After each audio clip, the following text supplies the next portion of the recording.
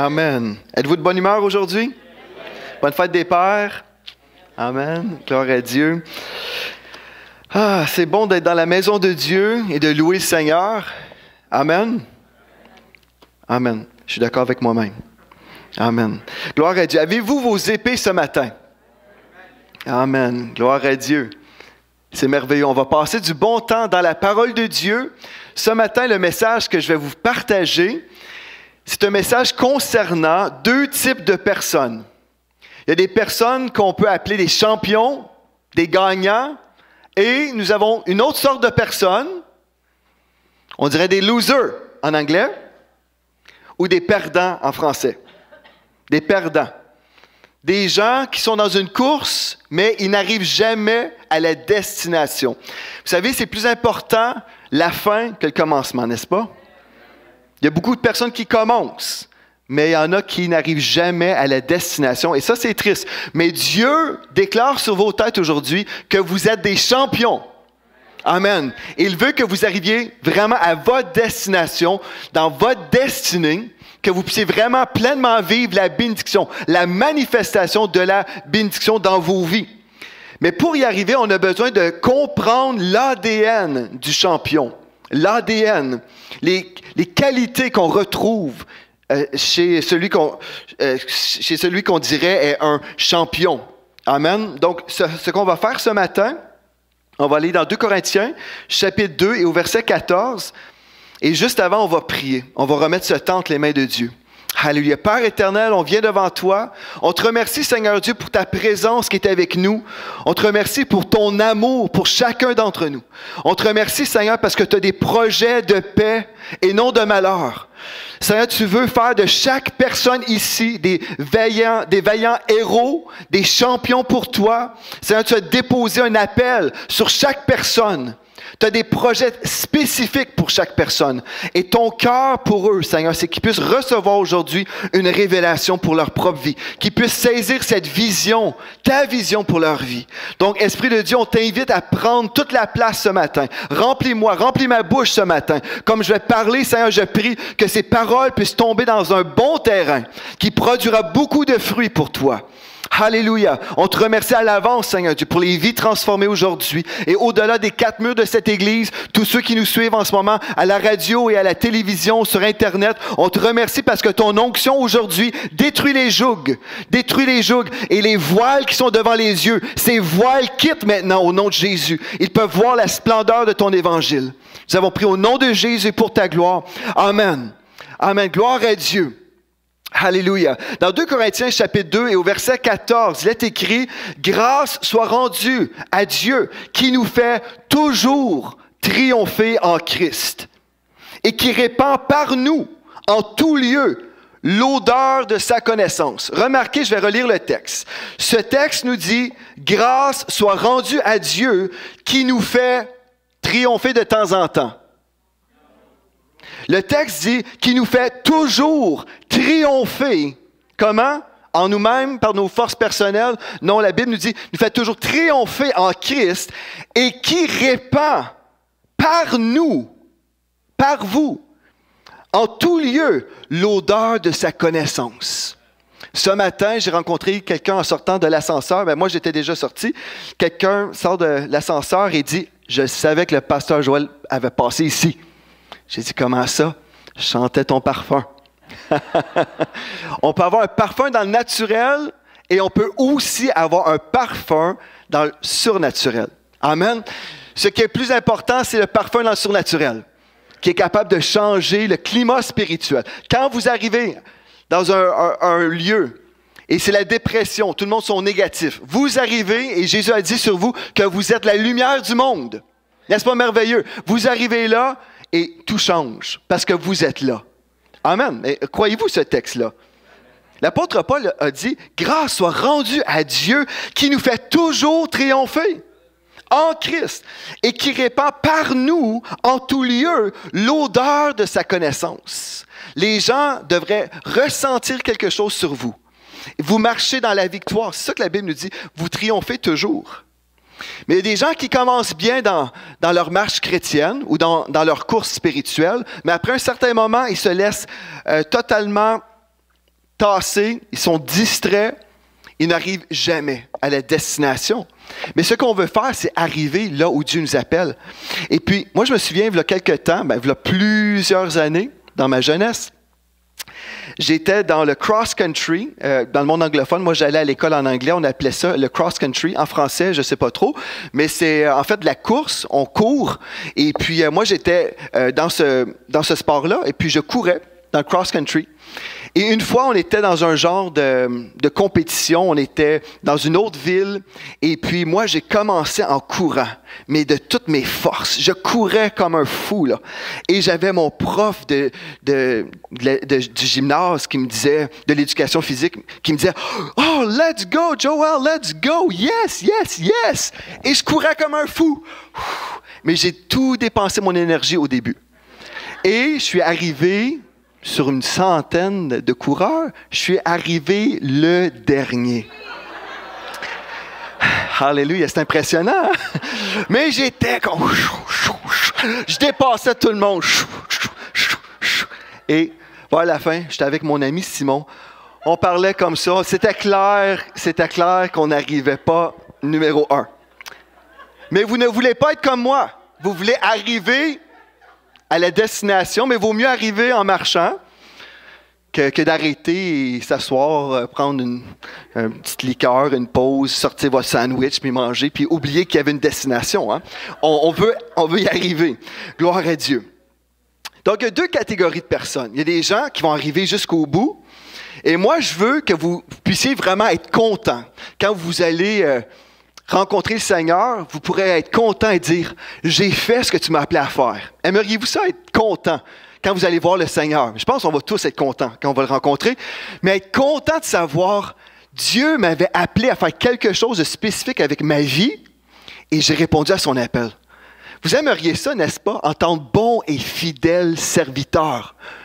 Amen. Vous voulez entendre ces paroles, bon et fidèle serviteur. Que Dieu soit fier de vous, parce que vous n'avez pas vécu pour vous-même, vous avez vécu pour lui. Christ, notre vie. Moi, je veux que Christ soit ma vie. Et je peux le dire aujourd'hui, Christ est ma vie. Ce que je veux faire avec ma vie, c'est honorer le Seigneur. Amen. Et c'est ça que vous voulez faire aussi, n'est-ce pas? Amen. Merci, Pasteur Caroline. Est-ce qu'il y en a d'autres qui veulent honorer le Seigneur avec leur vie? Amen. Gloire à Dieu. OK, donc aujourd'hui, je veux vous parler de Néhémie. Vous connaissez bien Néhémie dans la Bible? Amen. Bien, il y a quelques années, non, en fait, il y a plusieurs années, je réalise, là, j'ai 41 ans, là. Donc, des fois, je dis il y a quelques années, mais là, non, finalement, ça fait super longtemps. Mais Dieu m'avait, les années filent, hein. Mais il y a plusieurs années, l'Esprit de Dieu m'a dit, je t'appelle à un ministère comme Néhémie. Et là, j'étais, ah ouais! Puis je me rappelais même plus de cette histoire-là. Donc, je suis allé dans ma Bible et j'ai commencé à lire le livre de Néhémie. Et aujourd'hui, je comprends pourquoi Dieu m'avait parlé à ce niveau-là. Vous connaissez l'histoire de Néhémie? Néhémie, c'était un homme qui était un serviteur, tout simplement. Il était auprès du roi et puis c'était lui qui devait boire le vin juste avant que le roi puisse en boire. Parce que si jamais quelqu'un voulait tuer le roi, bien, c'est Néhémie qui pouvait mourir. Si quelqu'un avait empoisonné le vin, bien, au lieu que ce soit le roi qui mourait, c'était Néhémie. Donc, quelle sorte de beau travail que c'est ça, hein? Aimeriez-vous ça être les chansons du roi ou celui, en anglais on dit cup-bearer, celui qui va porter la coupe et qui va donner le vin au roi. Bien, il devait toujours goûter au roi avant. Il était un serviteur tout simplement. Et puis Néhémie avait appris une triste nouvelle. Néhémie, qui était un Juif, il avait appris la nouvelle que Jérusalem était totalement détruite et que les murailles autour de Jérusalem, que ces murailles-là étaient totalement anéanties. Et puis, il était attristé par la situation de sa ville. Il était attristé.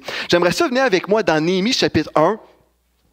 On va découvrir ensemble cette histoire et on va découvrir des principes pour notre vie, pour devenir comme Néhémie, qui est un champion, selon la parole de Dieu.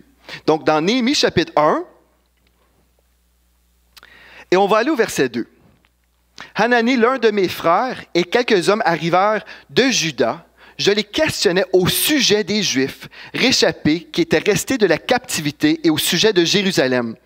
Ils me répondirent, ceux qui sont restés de la captivité sont là dans la province, au comble du malheur et de l'opprobre.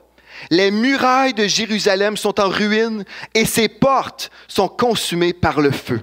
Donc, une très triste nouvelle. Et là, ici, on voit, le peuple de Dieu, les Juifs, sont dans une situation désastreuse. Mais là, au verset 4, Néhémie a dit, « Lorsque j'entendis ces choses, je m'assis, je pleurais, et je fus plusieurs jours dans la désolation.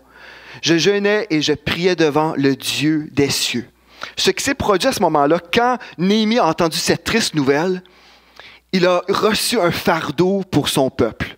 Il a reçu un fardeau. Il n'était pas indifférent. Il n'était pas indifférent. Certains d'entre vous, vous avez reçu un fardeau de Dieu, un bon fardeau, là. Vous avez reçu un fardeau de Dieu pour un peuple. Amen. Je sais que dans cette maison, nous sommes investis avec l'orphelinat Malaika, par exemple. Nous avons reçu un fardeau de Dieu pour secourir des petits orphelins qui sont maintenant nos petits trésors que nous avons adoptés, que nous parrainons tous les mois. Amen. On peut entendre des histoires, entendre des histoires d'horreur et comment les choses vont mal dans notre monde. Et il y a des gens qui vont juste dire, c'est la vie, c'est comme ça que ça se passe partout. Monsieur tout le monde dit, c'est ça, c'est comme ça, les gens sont méchants. Et puis, les gens vont juste commenter sur notre actualité. Il y a d'autres personnes qui reçoivent le cœur de Dieu. Amen. Il y a d'autres personnes qui sont touchées quand ils entendent des mauvaises nouvelles. Et puis, Néhémie, c'est un homme qui avait été touché. Tout comme notre sœur Merveille qui a été touchée par ses petits orphelins. Tout comme notre sœur Christiane qui a été touchée par l'état d'un peuple dans les Caraïbes. On va vous présenter une vision pour ce ministère à l'avenir. Je ne sais pas dans combien de semaines, mais on va vous présenter un autre ministère qu'on est en train de démarrer. Mais des personnes qui vivent dans la grande pauvreté. Et il y a des gens qui sont là, qui disent « Ah oui, il y a des gens qui sont pauvres, nous aurons toujours les pauvres parmi nous, c'est la vie. » Mais il y a d'autres personnes qui ont le cœur de Dieu et quand ils entendent parler ou quand ils voient des choses, ils veulent agir. Amen. Et on veut secourir les gens. On ne veut pas simplement dire, bien, nous aimons Dieu, mais on veut également aimer les personnes que Dieu aime. D'une façon concrète. Amen. Et par rapport à moi-même, ce texte-là, je pourrais remplacer le peuple juif par la francophonie. Et j'ai compris des années plus tard que Dieu me disait, faut que tu rebâtisses les murailles. Faut que tu rebâtisses, faut que tu travailles. Et tu dois avoir non seulement cette vision, mais tu dois travailler pour qu'on puisse changer le climat spirituel du peuple francophone. C'est bien d'avoir une vision, n'est-ce pas? Une vision de Dieu. Et si on voit le verset 4, Néhémie chapitre 1, verset 4, « Lorsque j'entendis ces choses, je m'assis, je pleurais. » Ne pensez pas qu'il était assis dans son lazy boy. Puis là, là, je vais me prendre un petit thé, je vais manger du popcorn, je vais me prendre des petites galettes. Non. Quand il dit « je m'assis, je pleurais », il était touché par la situation de son peuple dans l'opprobre. Mais il y a d'autres personnes qui étaient des personnes totalement indifférentes. Il y a des gens totalement indifférents. Peu importe ce qu'on peut raconter, ils se disent, est-ce que moi, une seule personne, est-ce que je peux faire une différence? Et la réponse est oui. Une personne peut faire la différence. Vous pouvez changer votre monde. Amen. J'aimerais vous le dire ce matin. Vous pouvez changer le monde. Amen. Et j'aimerais vous dire, nous changeons le monde. Amen. Gloire à Dieu. Quand le Seigneur m'avait donné cette vision, il y a plusieurs années, qu'on devait faire quelque chose dans cette maison, qu'on devait avoir cette vision, on doit changer le climat spirituel du peuple francophone, ce qu'on a fait, mon rôle, c'était de prier. Tout simplement. On doit prier et Dieu envoie-nous les ouvriers pour cette mission. Parce que je réalisais que cette mission était plus grande que moi. Amen. Et on comprend que Dieu va toujours susciter une équipe pour répondre à l'appel de Dieu. Mais il y a des gens qui diront, c'est impossible. Et certains d'entre vous, vous avez une vision, vous avez entendu parler de certaines choses négatives, des choses qui vous ont attristé, et votre cœur est touché par une situation particulière. Et monsieur tout le monde va dire, c'est triste, c'est comme ça. Mais il y a d'autres personnes qui vont dire, non, je suis touché et je vais prier pour cette chose-là. Et quand vous allez prier, Dieu va vous donner une stratégie pour savoir comment devenir la solution dans cette situation-là. Amen. Gloire à Dieu. Il y a des gens qui parlent des choses négatives. Il y a d'autres personnes qui veulent aider les gens qui sont dans des situations difficiles et négatives. Amen. Gloire à Dieu. Et Dieu ne nous appelle pas à être simplement des gens qui viennent à l'Église. C'est très important. Quand on vient à l'Église, c'est là où on est ensemble, tous les champions ensemble. On est là pour s'encourager mutuellement. Mais la vie chrétienne se passe à l'Église, mais surtout à l'extérieur. Amen. Amen. Oui, on vient à l'Église. Pourquoi sommes-nous là à l'Église? Bien, pour louer le Seigneur d'une façon collective, comme c'est écrit dans la parole. Je louerai dans la grande assemblée. J'élèverai son nom. C'est un moment d'adoration ensemble et c'est un moment où on reçoit la parole de Dieu pour ressortir et être plus fort. Amen. C'est ça qu'on est supposé de faire. Donc, on vient à l'Église, on vient recharger notre batterie pour aller encore dans notre monde et faire une différence. Amen. Gloire à Dieu. OK. Bon, c'est ça. Il y a des gens, des fois, qui sont en opposition à l'Église. Et non, moi, je veux faire des choses à l'extérieur. Les gens, vous devez comprendre, en fait, l'Église n'est pas contre les activités à l'extérieur de l'Église. Amen. Non, pas du tout. Au contraire. Gloire à Dieu. Alléluia. Si on veut parler de l'ADN du champion et de ceux qui vont changer leur monde, on peut s'inspirer à partir de l'histoire de Néhémie. Cet homme-là a été attristé. Mais travaillant pour le roi, il était un esclave en fait, parce que étant un juif, il avait été mis dans l'esclavage et puis il servait le roi. Il avait une belle position parce que c'est un bon service, mais il n'était pas libre. Il ne pouvait pas dire, bien, écoute, moi je m'en vais là-bas à Jérusalem, je vais faire telle chose, je vais secourir mon peuple, je vais secourir la ville. Non, il devait avoir la faveur du roi. Et puis, il avait accès au roi. Donc, le roi, un jour, le voit attristé. Néhémie est là pour lui offrir son vin. Et puis, le roi discerne sur son visage que Néhémie était attristé. Puis là, le roi lui dit, mais qu'est-ce qui se passe, Néhémie? Pourquoi t'es triste comme ça aujourd'hui? Et là, Néhémie dit tout simplement, le pays de mes ancêtres, là où sont enterrés mes ancêtres, bien, mon pays, ma ville sainte, Jérusalem, cette ville-là est totalement détruite. Et puis, comment ne pas être attristé, sachant que les murailles sont détruites?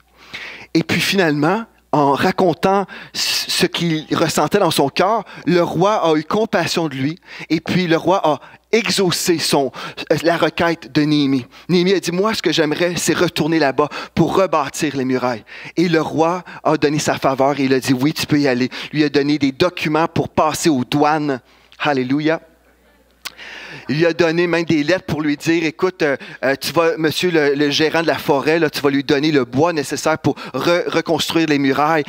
Tu vas lui donner le bois même pour sa propre maison. Il avait la faveur du roi. N'est-ce pas merveilleux? Quand Dieu donne une mission, il va y avoir la provision de Dieu également. Amen. Gloire à Dieu. Gloire à Dieu.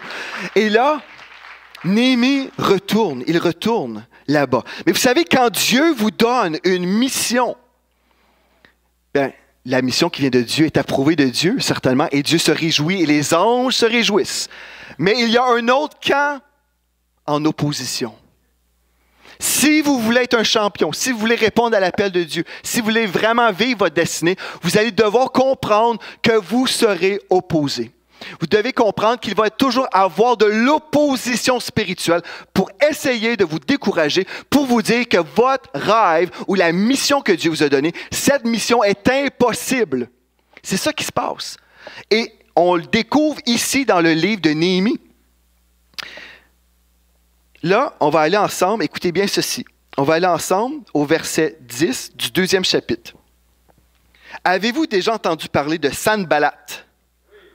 Tobidja. Est-ce qu'il y en a des Sanballat ici dans la maison? Des Tobidja? Non, il n'y a personne qui s'appelle comme ça? Ben, Dieu merci. Alléluia. Écoutez bien ceci. Je vais commencer au verset 9. Donc, Néhémie 2, verset 9. « Je me rendis auprès des gouverneurs de l'autre côté du fleuve et je leur remis des lettres du roi qui m'avaient fait accompagner par des chefs de l'armée et par des cavaliers. » Wow, ça c'est merveilleux, n'est-ce pas? La faveur de Dieu était sur Néhémie. Verset 10. « Sanballat le Horonite et Tobidja le serviteur ammonite, l'ayant appris, eurent un grand déplaisir de ce qu'il venait un homme pour chercher le bien des enfants d'Israël. » Imaginez ça, là. Néhémie quitte, envoyé de Dieu. On pourrait même dire que c'était un apôtre à ce moment-là. Il était envoyé avec une mission particulière. Mais là, on a Sanballat et Tobidja qui étaient super, comment dire, bon, on va dire bibliquement, ils étaient dans un grand déplaisir. Ils n'étaient pas vraiment contents. Pourquoi? On va dire, mais pourquoi? Parce que venait un homme pour chercher le bien des enfants d'Israël. Oh non, oh non, oh non, Néhémie arrive ici parce qu'il veut faire du bien. Ah, c'est terrible ça! Vous pouvez avoir les meilleures motivations au monde et il y a des gens qui peuvent vous opposer dans votre appel. Vous voulez faire du bien et il y a des gens qui vont essayer de vous tuer. C'est ça. Pas nécessairement physiquement, heureusement, dans ce pays, gloire à Dieu. Au Canada, on ne vit pas ça. Mais ici, on voit, il avait vraiment un appel sur sa vie, une mission divine, et puis il y avait de l'opposition pour l'empêcher de rentrer dans son appel. Heureusement, au verset 17, venez avec moi, au verset 17, il dit, je vais commencer au verset 16, « Les magistrats ignoraient où j'étais allé et ce que je faisais, jusqu'au moment où je n'avais rien dit aux Juifs, ni aux sacrificateurs, ni aux grands, ni aux magistrats, ni à aucun de ceux qui s'occupaient des affaires. » C'est Néhémie qui parle ici. Je leur ai dit, à toutes ces personnes-là, vous voyez le malheureux je vais prendre ma Bible ici. Vous voyez le malheureux état où nous sommes, Jérusalem est détruite et ses portes sont consumées par le feu. Venez, rebâtissons la muraille de Jérusalem et nous ne serons plus dans l'opprobre. Et je leur racontais comment la bonne main de mon Dieu avait été sur moi et quelles paroles le roi m'avait adressées. Ils dirent, bon, remarquez bien, donc Néhémie a dit, vous voyez l'état de Jérusalem, on doit rebâtir ici la muraille. Et là, au verset 18, le peuple juif ici, ils dirent, levons-nous et bâtissons. Ils se fortifièrent dans cette bonne résolution. Ils ont dit, oui, parfait. Certaines personnes ont entendu l'appel. On doit rebâtir cette muraille. Et là, ils ont dit, oui, levons-nous, on va y aller, on va le faire. Gloire à Dieu. Moi, je dis merci Seigneur pour tous ceux qui ont cru jusqu'à présent dans cette mission qu'on va rejoindre le peuple francophone. Je dis merci Seigneur qu'il y a eu des gens de foi. Je vais vous dire, j'ai rencontré des pasteurs qui m'ont dit, c'est impossible de faire ce que vous voulez faire. Il y a des gens qui m'ont dit, ça ne vaut pas la peine. Ça ne vaut pas la peine. Cette année, un pasteur m'a dit, mais vous savez, pourquoi investir de l'argent dans les médias? Vraiment, là, c'est une perte d'argent. Vous gaspillez de l'argent en travaillant dans les médias chrétiens. Un pasteur m'a dit ça. Trouvez-vous ça bizarre? Il y a des gens qui ont dit ça. De l'opposition spirituelle. J'en ai eu ici, j'en ai eu dans d'autres pays où des gens ont dit « Ah, ça ne vaut pas la peine. Pourquoi parler des médias? Pourquoi parler des médias? On devrait juste faire de l'évangélisation 1 à 1. Oublions tout ça. Oublions tout ça. » Mais heureusement, il y a des gens qui ont cru avec Néhémie. Levons-nous et bâtissons. Il y a eu un peuple de foi, un peuple qui a pu discerner des choses, un peuple qui pouvait voir que cette muraille peut être reconstruite. Amen. Gloire à Dieu. Mais là, au verset 19, Sanballat, le Horonite, Tobidja, le serviteur ammonite, et Geshem, il y en a un autre qui vient de se rajouter, là. Et Geshem, l'Arabe, en ayant été informés, se moquèrent de nous et nous méprisaient. Que faites-vous là? Que faites-vous là? Mais qu'est-ce que vous faites là? Et là, au verset 20, « Le Dieu des cieux nous donnera le succès. » Alléluia. Je leur fis cette réponse. « Le Dieu des cieux nous donnera le succès. » Gloire à Dieu. Mais là, si on continue la parole de Dieu, Tobidja, Sanballat, ils étaient contre, encore une fois, l'œuvre de Dieu. Et puis là, je ne prendrai pas le temps de tout lire, là, mais en gros, ils étaient tellement contre le projet de Dieu que le peuple juif devait travailler physiquement et rebâtir la muraille, mais en même temps, ils devaient avoir leur épée sur eux pour se défendre quand l'ennemi venait pour attaquer. Ils devaient être préparés en tout temps. Même le texte nous dit qu'il ne dormait même pas la nuit. Il y avait toujours des gens qui étaient là de garde pour surveiller parce qu'il y avait toujours de l'opposition physique contre cette mission divine. N'est-ce pas spécial de voir ça? Alléluia. Mais là, en lisant ce texte-là, vous allez dire, « Ah, mais wow, la Bible est intéressante, j'aimerais ça lire Néhémie. » Bien, gloire à Dieu, lisez Néhémie cette semaine. C'est vraiment court, c'est juste, je vais vous dire, 13 chapitres. Je l'ai lu 2-3 fois cette semaine. Ça se lit très bien. Puis c'est gratuit. C'est mieux qu'un film d'Hollywood. Vous pourrez lire cette histoire-là. Mais vous savez, après 52 jours, la muraille était reconstruite. Alléluia. Mais pour y arriver, je vais vous dire, Sanballat, là. Sanballat, lui, il a même engagé un faux prophète pour piéger Néhémie. Il dit, ben là, écoute, tu vas aller lui dire que tu vas avoir de l'opposition, t'es mieux d'aller te cacher dans le temple de Dieu, là, et puis là, tu vas être protégé. Mais Néhémie, qui était connecté avec Dieu, qui connaissait la parole, il savait qu'il n'avait pas le droit de rentrer dans le temple de Dieu. Qu'en fait, c'était une désobéissance au plan parfait de Dieu. Donc, même il y a des gens qui sont là des fois au nom de Dieu, qui vont parler pour essayer de vous enlever de la piste de Dieu. Wow, mais comment arriver, comment être ce champion? On doit discerner. Alléluia, on doit discerner et on doit rester connecté avec Dieu. On doit écouter ce que Dieu nous dit et demeurer fidèle. Amen. Gloire à Dieu. Donc, je vous ai parlé juste rapidement de Néhémie. Peut-être vous venez de découvrir cette histoire ce matin. Mais c'est un homme de Dieu qui a reçu de Dieu un fardeau. Un fardeau, mais il a répondu à l'appel de Dieu pour cette mission divine. Maintenant, je vais vous donner 7 clés, 7 points importants ou 7 caractéristiques de celui qui est un champion selon Dieu. Celui qui a vraiment l'ADN du champion. Voulez-vous être ce champion ce matin? Amen. OK, gloire à Dieu. Première chose concernant l'ADN du champion. Le gagnant garde toujours sa destination finale en tête. Donc, Dieu a donné une vision et il garde toujours cette vision en tête. Le gagnant garde toujours la vision devant lui. Quand je courais, j'ai couru, mais je pense que j'ai peut-être arrêté de regarder dans la bonne direction. Parce que là, je parlais avec mon ami, puis on jasait, puis j'ai pas bien fait les choses au tout début. Mais des fois, on n'a peut-être pas toujours bien fait les choses, mais si on se rend quand même en marchant, vaut mieux arriver comme ça. Amen. Mais on garde toujours la vision devant nous. Si vous dites, mais avant, j'étais enflammé, j'étais en feu pour Jésus. Dieu m'avait donné une vision et j'étais engagé au tout début de ma vie chrétienne. Et là, vous dites, mais là, moi, je marche comme toi, là, comme dans ton histoire, là. Je marche tranquillement, j'ai pas ce feu, je suis juste comme ça. J'avance un peu, mais j'ai pas vraiment le feu. Bien, est-ce que c'est possible peut-être que vous avez cessé d'avoir cette vision devant vous?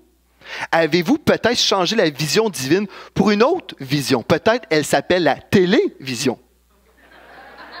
Est-ce possible peut-être?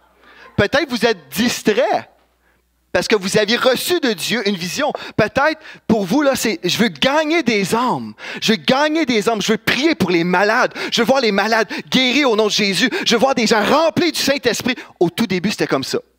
Puis après, vous dites, après un certain moment, là, je sais pas, là. J'aime bien manger la poutine. Mes activités dans la vie, c'est j'écoute les téléromans. Puis peut-être vous avez perdu la vision divine. Si vous n'avez pas encore vécu pleinement la vision que vous aviez au tout début, bien, il y a un problème.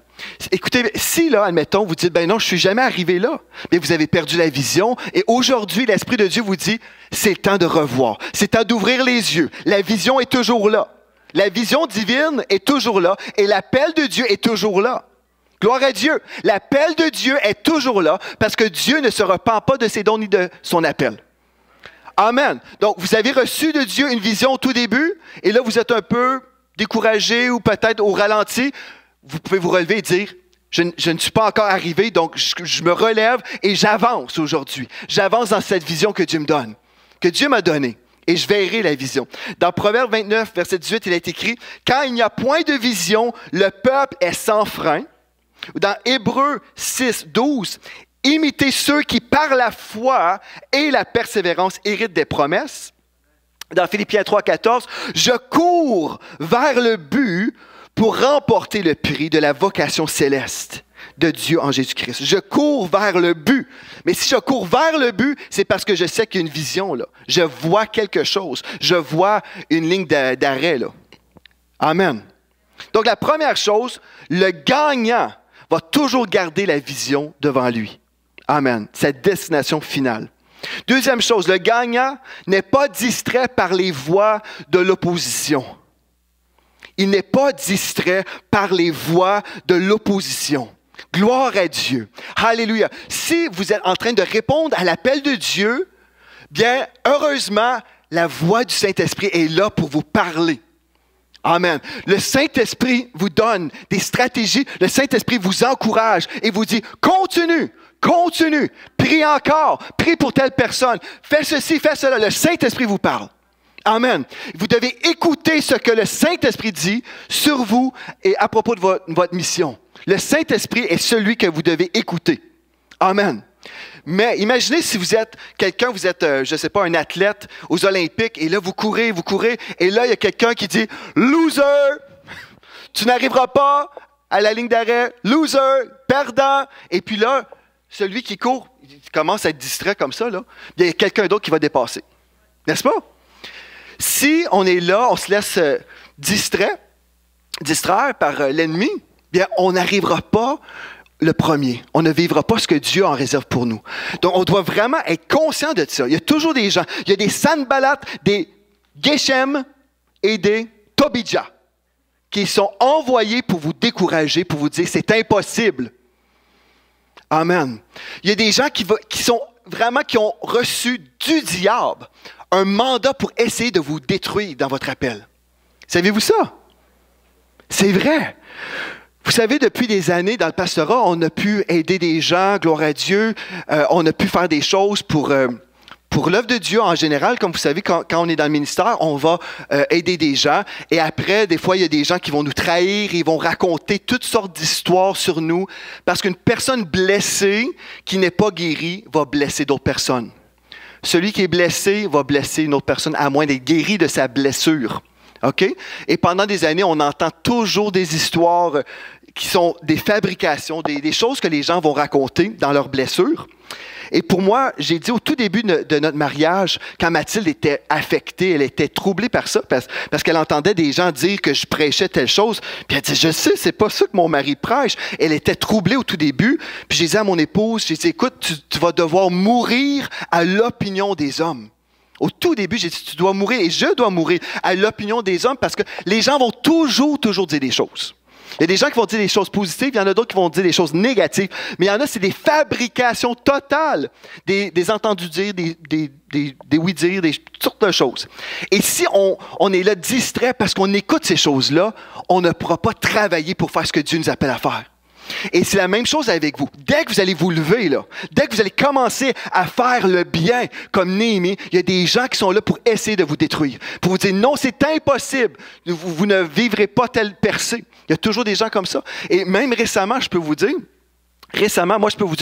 depuis des années, il y a des gens qui racontent des choses. Je veux juste vous dire, si jamais vous entendez des choses sur moi, que j'aurais prononcé certaines paroles, j'aimerais juste vous dire, si vous l'entendez de ma bouche, vous pouvez croire que c'est vrai. Amen? Est-ce que vous me suivez? Si vous m'entendez dire une chose, vous pouvez dire, OK, je l'ai entendu pour moi-même, c'est vrai. C'est ce que j'ai entendu. Mais si vous entendez, le pasteur a dit ceci ou cela, mettez ça un petit point d'interrogation. OK? Parce que les gens peuvent dire n'importe quoi. C'est vrai, ça, n'est-ce pas? Récemment, j'ai entendu dire qu'il y avait de la médisance contre ma mère. Ma mère! Qui était la femme la plus douce, gentille de la planète. N'est-ce pas? Ça, vous avez connu ma mère. Elle ne peut pas faire mal à personne. Toujours douce, une petite voix douce. Bonjour, bienvenue, hello. N'est-ce pas? Mais récemment, j'entends des histoires contre Mme Spinks avait dit ceci, Mme Spinks avait dit cela. Mme Spinks, écoutez, là, j'ai dit, mais là, j'ai entendu l'histoire et j'étais dans le même rendez-vous de relation d'aide. J'étais témoin que ma mère n'avait jamais dit telle chose. Mais pourtant, il y a des gens qui vont prendre ça et là, ils vont faire du commérage et ils vont raconter et rapporter des choses. Ça, c'est ça que l'ennemi fait pour détruire des réputations, pour détruire l'œuvre de Dieu. C'est satanique, ça, frères et sœurs. Réalisez-vous ça? Non, mais c'est vrai, là. Et les pires, ce ne sont pas les inconvertis, ce ne sont pas les païens, c'est les chrétiens. Ça, c'est les pires. Alléluia. Non, mais c'est vrai. Faites attention à ce que vous entendez, ce que vous écoutez. Parce que pour moi, ça ne me dérange pas, vous pouvez dire toutes sortes de choses. Mais l'affaire est, c'est que quand, là, je peux défendre ma mère. Surtout, je me dis, hey, ça prend de l'audace. Après sa mort, essayer de détruire sa réputation. Mais je me dis, les gens sont méchants. Mais pourquoi que les gens sont méchants comme ça? En fait, c'est parce que c'est des démons. C'est des chrétiens démonisés. Je vais vous dire tout de suite, c'est ça, là. C'est qu'il y a des chrétiens qui aiment tellement être dans les choses du royaume des ténèbres. Ils aiment tellement la médisance. Ils sont contaminés par des esprits de médisance. Ils sont là-dedans, puis ils aiment. C'est comme s'ils aiment manger des bonbons, là. C'est comme des bonbons dans leur bouche. Quand on parle contre quelqu'un, c'est comme des bonbons. C'est bon. On aime ça, là. Ah, puis là, on parle contre ma mère Fernande. Puis je me dis, wow! Mais ça, là, si quelqu'un fait ça, même après sa mort, c'est parce qu'ils sont habités par des mauvais esprits. Puis c'est des chrétiens dans les églises, là. C'est grave. Mais vous dites, mais moi, je suis comme ça. Bien, vous avez besoin qu'on chasse les démons de votre vie parce que vous êtes démonisés. C'est vrai, ça. Alléluia!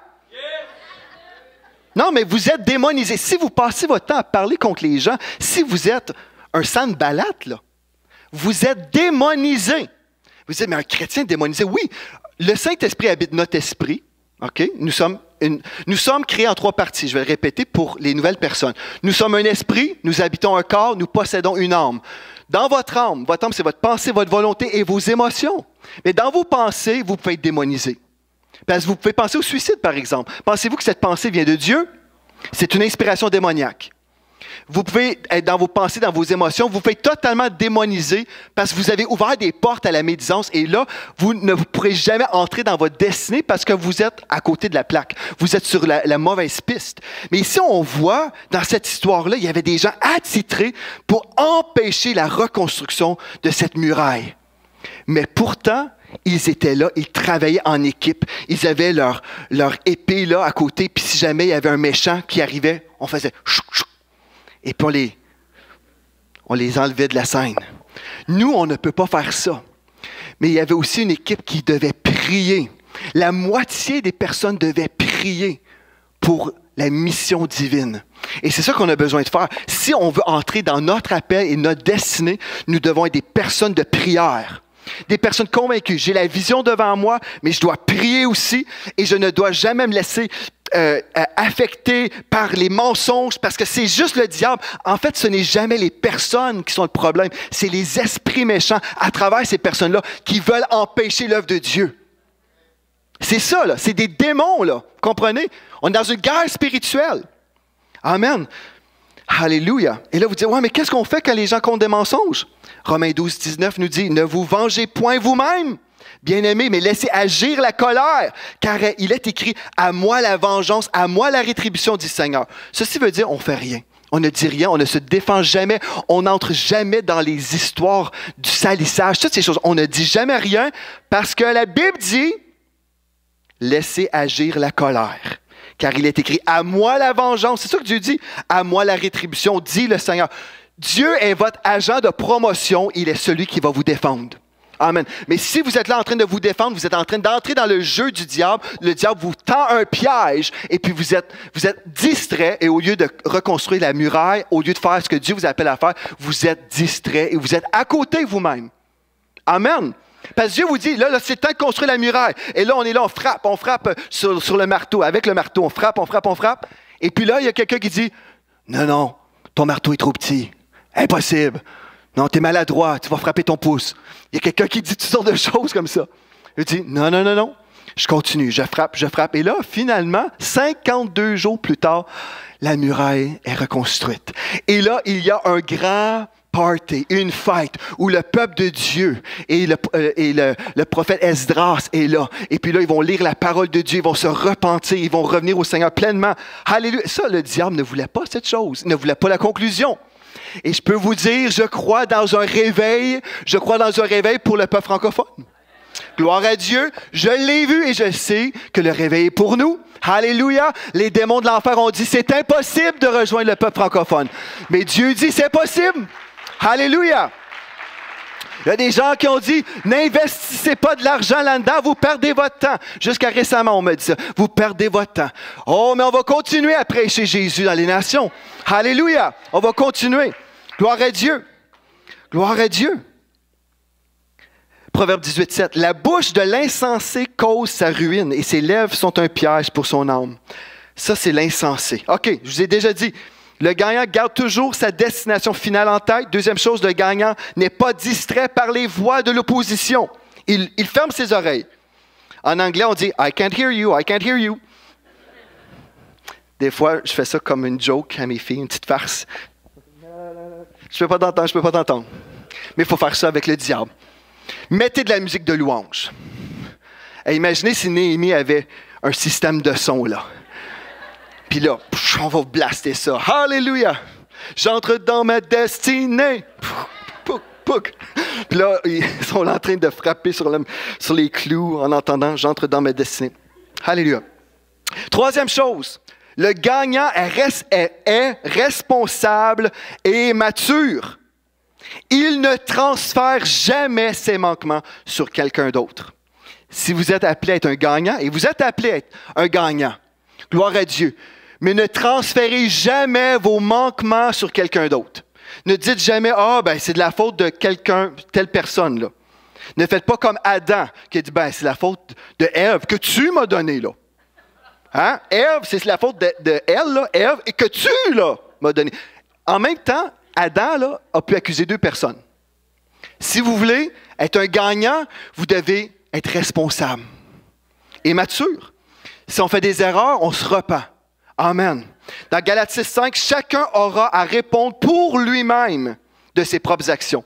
Moi, j'aime ça. Il y a quelqu'un l'autre fois qui est venu me demander pardon, qui me disait, je te demande pardon pour telle chose parce que j'étais investi ou impliqué dans une situation de médisance contre toi et je te demande pardon. J'ai dit, merci beaucoup. Ça, c'est bon. Savez-vous ce qui se passe quand la personne se repent? Puis la porte vient de fermer. Puis là, la personne vient de se repentir et se séparer de ce monde de perversion. Et la personne entre dans la liberté. Je me suis repenti, vous n'avez pas besoin de venir me voir, vous faites juste le faire tout seul. Là. Mais vous vous repentez, puis vous dites, Seigneur, je te demande pardon, puis moi, je décide que je ne marcherai plus sur ce chemin-là. Je ne veux pas détruire les ministères, je ne veux pas essayer de détruire l'œuvre de Dieu, je veux être je veux faire partie de cette équipe qui reconstruit la muraille. OK. Donc, il est responsable et mature. Et là, dans 1 Corinthiens 13, verset 11, écoutez bien ceci, il y a des chrétiens qui ont le biberon dans leur bouche. Ou la petite, comment on dit, la petite sucette, là. Ils sont là.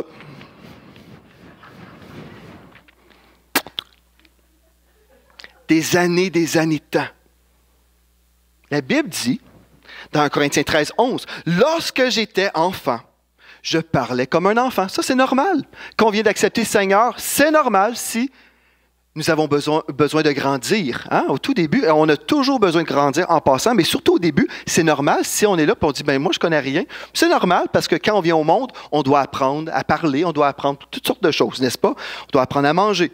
Donc, lorsque j'étais enfant, je parlais comme un enfant, je pensais comme un enfant, je raisonnais comme un enfant. Lorsque je suis devenu un homme, j'ai fait disparaître ce qui était de l'enfant. J'ai fait disparaître le biberon. Oui. Alléluia.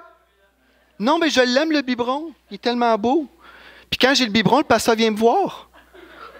Puis c'est lui qui vient mettre le lait dans le biberon. Mais non, mais je l'aime, le biberon. Il ne faut pas le faire disparaître. Il y a un temps où on devrait avoir les soins comme un petit bébé naissant. Mais après des années dans les voies de Dieu, on devrait savoir ce qu'on a à faire. Alléluia! Si vous êtes un gagnant, vous allez savoir ce que vous avez besoin de faire et vous allez le faire. Il y a des gens qui le savent et qui ne le font pas. Wow! Mais ça, ce n'est pas la description d'une personne gagnante. Amen. Vous m'aimez quand même, là c'est un petit peu de brocoli, on dirait. Non, mais c'est vrai, il y a des chrétiens qui le savent ici, là. Oui, je sais pas ça. Amen, alléluia. Mais est-ce qu'ils le font? Non, ils le font pas. Mais là, ils sont encore comme un enfant. Voulez-vous demeurer un enfant toute votre vie? Non. On veut grandir. Pourquoi? Pourquoi voulons-nous grandir? Parce que Dieu a un appel sur notre vie. Le petit bébé naissant a un appel sur sa vie. Déjà, Dieu a déjà des projets de paix pour le petit bébé. Mais ce petit bébé-là doit grandir. Même Jésus devait grandir. Hein, n'est-ce pas? Est-ce que Jésus a commencé à prier pour les malades, tout ça, quand il avait 5 ans? Non. Il a attendu un temps. Il y a eu un temps de formation. Donc, c'est normal. On vient au monde, un bébé naissant, on grandit spirituellement. Mais après un certain moment, Dieu dit, maintenant, c'est ton heure. Passe à l'action maintenant. C'est ton heure. Là, toi, maintenant, tu vas ouvrir une église. Maintenant, tu vas ouvrir un centre de délivrance. Tu vas faire ceci, tu vas faire cela. Et là, tu te dis, yes, je vais y aller parce que j'ai grandi. Et maintenant, au lieu de recevoir les soins, je vais en donner. Amen. Dieu nous appelle, nous l'Église québécoise, Dieu nous appelle à devenir matures. Oui, il y a des temps de guérison, mais il y a des temps aussi où on devrait maintenant donner. On doit donner de notre personne et donner du temps. Et j'ai vraiment apprécié ce que notre sœur Josée a partagé ce matin à la famille des évangélistes. C'était parfait ce message-là. Un très bon message. Parce que Dieu nous appelle à gagner des âmes, mais la chose la plus coûteuse, c'est de prendre soin des brebis pour faire des disciples. Amen. Mais allez-vous vous investir avec une personne? Allez-vous donner du temps à la personne pour qu'elle devienne un disciple? Alléluia. Gloire à Dieu. Donc, ne vous sentez pas mal si vous dites, moi, je suis un bébé spirituel. C'est normal, parce qu'on passe tous par ce stade-là. Mais après un certain moment, on devrait être capable de soigner, on devrait être capable d'aider notre prochain et ne pas demeurer à la même place. Si on demeure à la même place, il y a un problème et ce n'est pas la faute de Dieu. Alléluia. Amen. OK. Je ne suis pas choqué en passant. OK. 4e point. Le gagnant ne perd pas son temps. Il court vers le but. Il ne perd pas son temps. Éphésiens 5, 16. Rachetez le temps car les jours sont mauvais. Il y a toujours des chemins de séduction, comme Néhémie. On l'invite. Viens au temple pour te protéger. Là, ça serait une perte de temps. Un petit détour et peut-être tu serais mort à ce moment-là. C'était ça le but, là. C'était le projet de l'ennemi. OK? Donc, ne perdez pas votre temps. Courez tout droit, là, sans prendre de détour. Amen? Puis, dans le naturel, c'est comme ça. Avez-vous déjà vu un athlète, vous écoutez les Olympiques, puis là, on voit le Canada prendre un détour, il s'en va dans la montagne, et il descend par en bas. Il arrête pour se prendre un petit café, on met du sirop d'érable dedans, et puis il continue. Dans le naturel, on ne verra pas ça. N'est-ce pas? Dans le naturel, on ne voit pas ces choses-là. Mais spirituellement, il y en a plein qui font ça. Ils arrêtent pour, le petit café avec le sirop d'érable. Et le prochain stop, poutine. Extra sauce. Et on poursuit. Yes, oh, alléluia. Mais Dieu nous dit, ne perdez pas votre temps. Rachetez le temps. Grandissez le plus vite possible. Tu sais, mais qu'est-ce que je dois faire pour grandir? Avez-vous fait le disciple victorieux? Les 10 émissions, j'ai déjà prêché là-dessus, il y a quelques temps. Si vous dites, c'est vrai, je ne l'ai jamais fait. Vous ne l'avez jamais fait? Vous devriez le faire. C'est 28 minutes 30 secondes sur un bon site web. Devinez, c'est lequel, le site web? Choubidou.com. Non? Enseigne-moi.com. Vous tapez E-N-S-I. Vous continuez. Enseigne-moi.com. Là, vous tapez mon nom, Spinks, S-P-I-N-K-S. Et là, vie de foi. Et ensuite, ce que vous trouvez, vous allez sur égliselavictoire.com. On a une grosse bannière. C'est écrit « Disciples victorieux ». Vous cliquez. Et là, vous écoutez les 10 sessions pour être équipé pour vous-même. Vous pouvez, si vous voulez, là. Là, vous dites, là, je suis passé à travers les 10 sessions. Là, je connais tous les fondements de la vie chrétienne. Là, je peux grandir. Là, je peux commencer à faire d'autres choses, à apprendre d'autres choses, à apprendre sur les dons du Saint-Esprit, l'autorité du croyant, toutes ces bonnes choses-là. Puis, je vais être équipé parce que j'ai pris le temps. Mais il y a des gens qui prennent des détours. Ne prenez pas des détours. Voulez-vous vraiment faire ce que Dieu vous appelle à faire? Voulez-vous faire une différence dans votre monde ou vous voulez juste aller à l'église? Frères et sœurs, voulez-vous juste réchauffer un banc ici à l'église? Ou vous voulez sortir de ce banc et aller transformer notre monde? Vous pouvez changer le monde. Vous pouvez changer le monde. Le monde dit, moi, je ne peux pas changer le monde. C'est vrai. tu ne peux pas changer le monde parce que tu le dis. Mais si vous dites, je peux changer le monde et je vais changer le monde, changez le monde. Amen. Gloire à Dieu. Mais prenez le temps, c'est simple. Prenez le temps, soyez juste remplis, là, établis. Une fois que vous êtes fondés, vous avez les fondements, là, Dieu peut vous donner plus. Et là, vous allez continuer à faire les œuvres de Dieu. Puis en passant, même dans votre temps de formation de 10 semaines ou 10 jours ou 10, non pas 10 minutes, mais peu importe la formation que vous faites, là, pendant ce temps-là, Dieu va se servir de vous, même là. Amen. Mais il faut démontrer au Seigneur un peu de sérieux. OK, alléluia, je continue. Donc, le gagnant ne perd pas son temps. Il court vers le but. 5e chose, le gagnant sait discerner les saisons. Alléluia! Il y a celui qui est là, puis la destination, c'est le rideau rouge. Il dit, non, moi, je suis déjà rendu là. Mais en fait, il y a tout un parcours, là. Et Dieu va encore travailler, forger son caractère, mais il est trop impatient, donc il tasse les personnes. Tasse de mon chemin. Et là, bon, je suis ici. Mais là, c'est la défaite totale. Ça va mal, ça va mal. On ne voit pas l'approbation de Dieu sur sa vie. On ne voit pas de faveur. On ne voit rien. Pourquoi? Parce que la personne a comme devancé Dieu. Et Dieu n'était pas là. Dieu n'était pas là. Dieu disait, non, je suis avec toi ici, là. Et ça va bien ici, là. Reste là jusqu'à temps que je te dise d'avancer. Comprenez? Il y a des gens qui sont, non, ben moi, là, Dieu, moi, c'est là que je m'en vais, là. Puis là, Dieu est là-bas. Hello, come back. Dieu, là, veut pas qu'on prenne des détours. Il veut qu'on soit sensible à sa voix. Puis si on est sensible, là, je vais vous dire, on va progresser assez rapidement. On va progresser parce que Dieu veut que vous soyez là. C'est ça, c'est le plan de Dieu. Mais si vous envoie là, avant que vous soyez prêts, c'est le désastre qui vous attend. Puis Dieu vous aime trop. Il veut pas le désastre pour vous. Il veut le succès pour vous. Amen. Josué 1,8, si vous ne me croyez pas, là. OK, donc dans Hébreux 6, 10, il est écrit, dans la Bible du Sommeur, Dieu n'est pas injuste au point d'oublier l'activité que vous avez déployée par amour pour lui, dans les services que vous avez rendus et que vous rendez encore à ceux qui lui appartiennent. Bon, comprenez qu'il y a une période d'entraînement, une période d'épreuve, une période de récompense. Ne commencez pas avec la période de récompense. On n'arrive pas avec la médaille au début de la course. Amen. On n'arrive pas au début. Voici votre médaille en commençant la course. C'est à la fin de la course. Amen.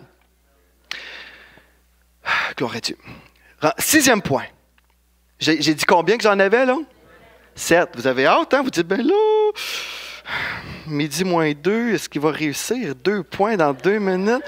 Non! Je ne pourrais pas réussir. Je vais garder longtemps. En plus, je prends une pause d'eau.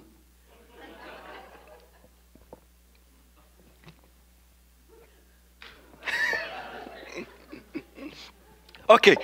6. Le gagnant ne recherche pas son confort personnel ou le chemin facile. 1 Corinthiens 9, 27. L'apôtre Paul a dit, je traite durement mon corps, je le maîtrise sévèrement, de peur qu'après avoir proclamé la bonne nouvelle aux autres, je ne me trouve moi-même disqualifié. Je traite durement mon corps, je le maîtrise sévèrement. Ceci veut dire que son esprit dominait sur sa chair. Ce n'était pas l'inverse. Mais il dominait sur sa chair. Il allait toujours au contresens. Amen. Amen. Gloire à Dieu. Donc, je ne recherche pas mon confort personnel. Ce n'est pas moi qui compte. C'est la mission de Dieu. La mission qui est devant moi. Ce que Dieu m'appelle à faire. Amen. Gloire à Dieu. Dans Proverbe 19, verset 15, il est écrit « La paresse fait tomber dans un profond sommeil, et l'homme nonchalant connaîtra la fin. » Dieu ne nous appelle pas à être paresseux. Si on veut vraiment faire ce que Dieu nous appelle à faire, bien, on va exercer un peu d'effort, ou beaucoup d'efforts même. Gloire à Dieu. Efforce-toi en étudiant la parole de Dieu pour savoir bien interpréter, comment bien diviser la parole de Dieu. Amen. Et mon 7e point, le gagnant est humble, reconnaissant la source de sa réussite. Alléluia. La vie chrétienne, je l'ai déjà dit, c'est très simple. Tout se résume avec un seul mot, l'obéissance. L'obéissance. Si on veut faire ce que Dieu nous appelle à faire, on a juste à dire oui au Seigneur en tout temps. Oui. On dit oui Seigneur, parfait. Et puis on avance comme ça, on dit oui. Dans 1 Pierre 5, 6, il est écrit « Humiliez-vous donc sous la puissante main de Dieu, afin qu'il vous élève au temps convenable. » Il vous élève. C'est Dieu qui vous élève. Et quand il vous élève, vous vous retrouvez aux Olympiques et puis vous êtes en haut, jamais en bas. Vous êtes en haut et vous entendez « Oh Canada, da, da, da. » Puis là, le drapeau canadien qui est là, on vous met une médaille et vous avez remporté le prix, vous êtes un gagnant, vous avez remporté la mission que Dieu vous a donnée. Amen. Bon, donc on doit marcher dans l'humilité, comprenant que c'est Dieu notre source de succès. Gloire à Dieu. Dieu est la source de notre succès. Dieu vous appelle à vivre le succès. Dieu vous appelle à recevoir de lui une vision pour votre vie. Vous avez cette vision, vous dites, Seigneur, je vais le faire pour toi. Je vais revenir à ce que j'ai dit au tout début. Si je meurs et je me retrouve devant toi, bien, je peux dire, Seigneur, je l'ai fait. J'ai fait ce que tu m'as demandé de faire. C'est ça que tu m'as demandé, c'est ça que j'ai fait, Seigneur. Dieu vous donne une vision, et là, vous dites, oui, Seigneur, je vais le faire. Et là, vous comprenez, dans cette mission-là, l'ennemi va essayer de vous attaquer. Il va envoyer des centres balattes pour dire, non, non, non, c'est impossible. Mais là, vous dites, non, j'écoute pas ça. Je continue à écouter uniquement la voix de Dieu. J'avance, j'avance, j'avance. Et je réalise, des fois, je suis comme fatigué, mais là, je puise ma force en Dieu. Et je continue, je continue. L'onction du Saint-Esprit vient sur moi. J'ai le discernement spirituel. Et quand il y a des pièges de l'ennemi qui sont là, comme Néhémie était devant certains pièges, il a discerné, non, ce n'est pas la voix de Dieu. Et je poursuis ma course pour finalement avoir cette muraille totalement rebâtie. Et moi, je crois dans la vision que Dieu m'a donnée. Je crois dans cette vision que Dieu va visiter le peuple francophone. Je crois que, je suis là, je fais partie de cette équipe, mais je crois qu'il va y avoir une multiplication de voix dans les nations pour proclamer le nom de Jésus. Alléluia. Je crois que les pays francophones seront saturés par ce message qui change des vies. Je crois dans cette vision. Je vis pour cette vision. Je vis pour que les gens puissent entendre parler de Jésus. Et je réalise que cette mission est divine. Donc, c'est certain, forcément, le diable va vouloir arrêter cette mission. Il va vouloir s'opposer. Il va prendre toutes sortes de stratégies. Et c'est la même chose pour votre vie. Pour votre vie, vous avez une vision de Dieu.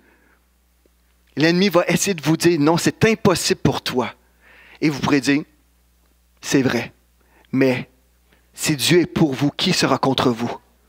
C'est impossible pour nous, c'est pour ça qu'on peut dire, Seigneur, on dépend de toi. C'est toi qui le fais à travers nous. C'est toi qui le fais à travers nous. Puis c'est merveilleux, parce que la vision de Dieu s'accomplit en ce moment même. Alléluia. La vision de Dieu s'accomplit en ce moment même.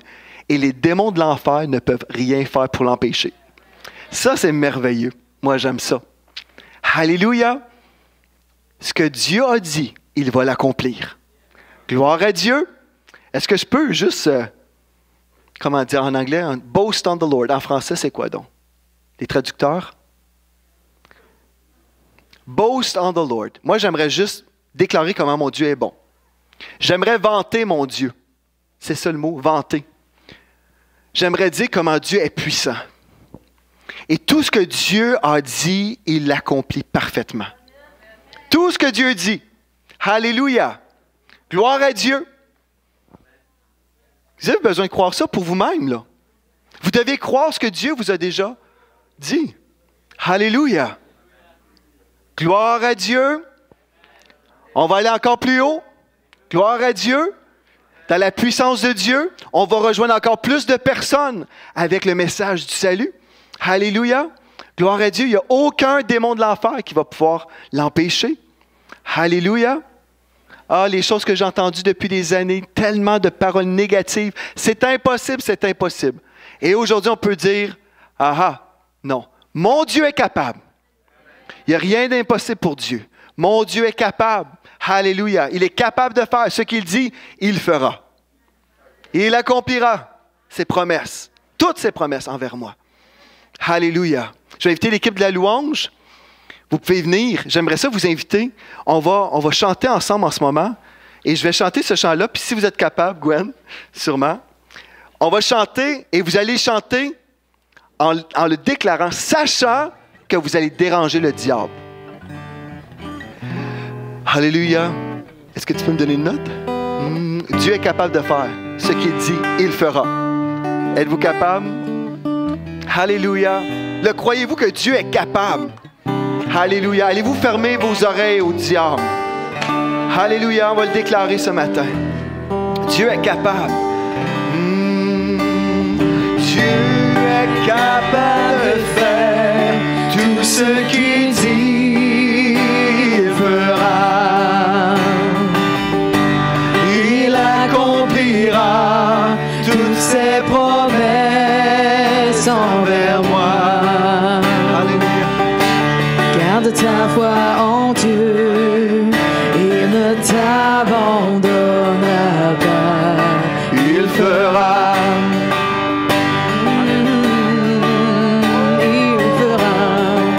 Il fera.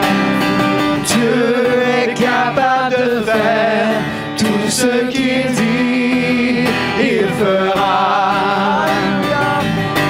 Il accomplira toutes ses promesses envers toi. Dieu est capable. Dieu est capable de faire tout ce qu'il dit, il fera. Il accomplira toutes ses promesses envers toi. Garde ta foi en Dieu, il ne t'abandonnera pas. Il fera. Oh, oh, oh, oh, oh, il fera. Oh, oh, oh, oh, il fera. Chantons.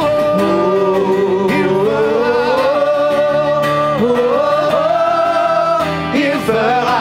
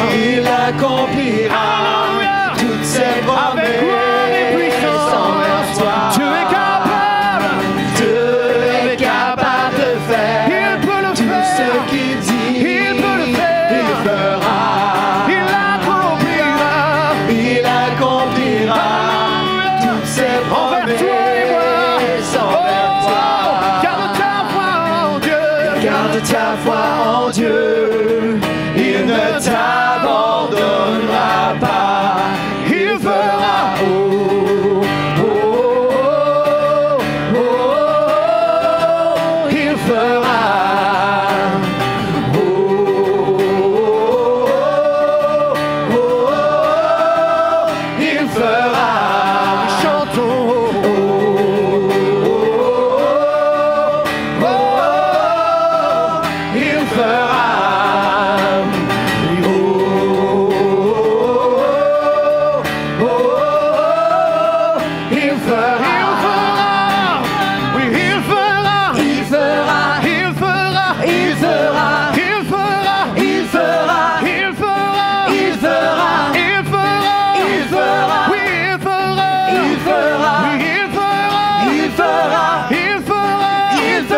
Le réveil, il fera. Le réveil.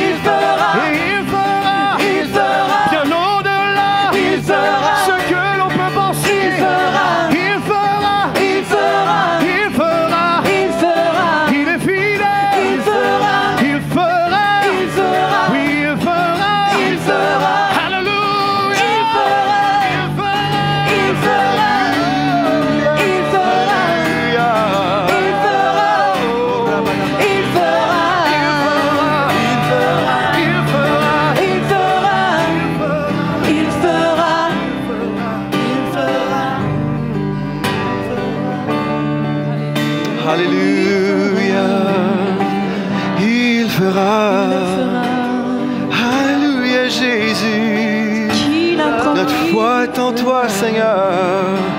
Notre foi est en toi, Jésus. Oh, tu es tout puissant et tu es toujours vainqueur. Tu nous fais toujours triompher. Alléluia. Notre médaille est certaine. Notre médaille est certaine. Nous remportons parce que la victoire est acquise déjà pour nous. Alléluia. Alléluia. Oh, gloire à toi, Seigneur Dieu. Alléluia. Merci parce que tu es un Dieu qui dit toujours la vérité. Ta vision s'accomplira. Elle s'accomplit déjà. Alléluia. Alléluia. Ce que l'homme a dit est impossible. Toi, Seigneur, tu avais dit, non, c'est possible. Regarde-moi. Vois-moi à l'œuvre. Regarde ce que je ferai. Regarde ce que je ferai. Tu l'as déjà fait.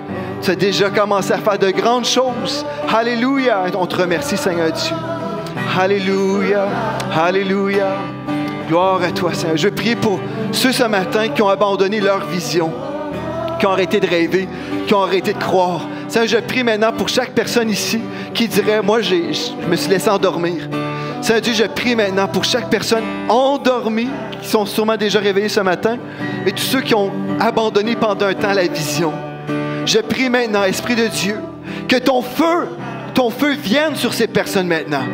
Que cette vision puisse venir de façon fraîche, qu'ils puissent voir, Seigneur Dieu, qu'ils puissent être consumés totalement par cette vision que tu leur donnes. Alléluia. Merci, Seigneur Jésus. Merci parce que nous changeons le monde, parce que c'est toi qui le fais à travers nous. Nous changeons le monde. Alléluia.